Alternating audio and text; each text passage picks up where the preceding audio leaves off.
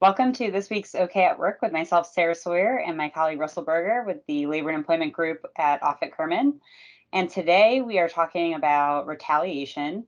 In the discrimination context, when employee maybe files a complaint or just kind of anything within the work context where they are, utilizing the process, filing a complaint about something either involving other employees or involving a system or some kind of issue. Something to always consider is how you respond to that complaint, what you do next, and the treatment of the employee. So what are some things that employers should keep in mind when it comes to retaliation, Russell? Yeah, well, the first thing is to treat every complaint seriously and to investigate it.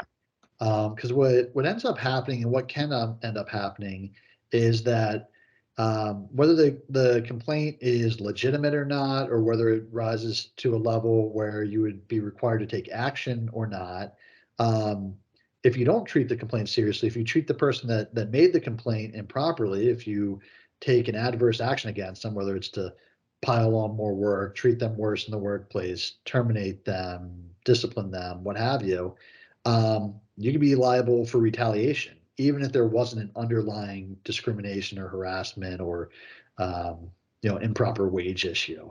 So the number one thing to remember is whenever a complaint gets raised, you've got to take it seriously. You've got to treat it as legitimate, and you've got to go through the process of investigating it. And at the same time, you shouldn't if you're frustrated that the complaint got raised, you shouldn't take it out on the person who raised the complaint. Yeah, I see too often, unfortunately, sometimes the original underlying complaint is found to be inconclusive or, wasn't, the employer will investigate it and there really wasn't anything to it. But in the meantime, some retaliation has happened. So when, they would have just been, gone through the process, explored the complaint, and there would have been no issue and no risk there and no risk to the company. Now, if someone's now retaliated against the employee, now there's a problem. So, it can really turn something that's not really an issue into a bigger issue. So it's really something to consider from that standpoint as well. Right. Well, and that's why, when we read a handbook, we want to try to funnel the complaints to the appropriate people so that it can get handled properly. Because you don't want a whole bunch of different people. If you have a bunch of kind of like mid-level inline managers, you don't want them dealing with this. You don't want them necessarily even knowing that a complaint's been made, because if they don't know, they can't retaliate.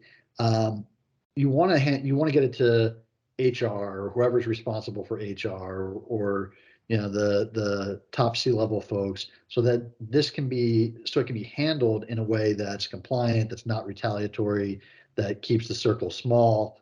All those things are really important. And so as a matter of process, that's how we'll write it. Now, the challenge that can come up is that the law says that any manager is obligated to at least take complaints and to tee them up for a process at a minimum. So generally, we do trainings where we'll speak to those mid-level managers and we'll say, look, your job is not to solve the problem. We don't want you to solve the problem.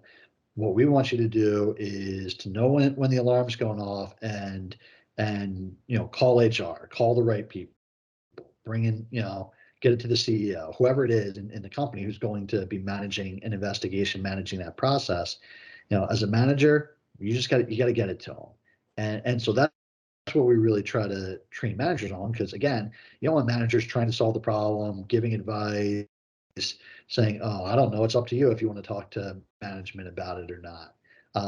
That's not good enough from a company standpoint, because the employer is still going to have exposure and liability in that scenario. Yeah, and sometimes when people are trying to do too much, that's when they're working outside of their expertise or trying to handle something that's out of their wheelhouse. You can really end up with more problems. And then also just helping train those managers. So to the extent that people do need to be let in on what's going on, having them be conscious of what retaliation looks like. If all of a sudden, the employee who made the complaint has had great reviews and there's been no issues, and now all of a sudden there's a lot of issues with their work, and so just kind of seeing what what that might actually look like, what forms it might actually come in, what does retaliation actually mean. If all of a sudden they're writing up that employee on a lot of things that they never used to. Like the employee was always late. Well, now they're getting written up for that. They weren't getting written up about that before. So really just being mindful of things that could be seen as retaliation given the timing. Yeah. No, I think that's it. Have good, clear policies, train the people who could come into this information on what to do, even if it's just hand it off and get out of the way. And then when it does happen, be real conscious about how you manage that employee. And I should mention too, it's not just the employee who makes the complaint, it's any employee that participates in the process, that gives the statement, that testifies. They're all engaged in what's called protected activities. So they're all protected against retaliation. So, not that you can't manage those employees, but that you have to be real careful and conscious of the fact that you're not doing it in a vacuum. So we'll see you next time. Thanks, Sarah. See you next time.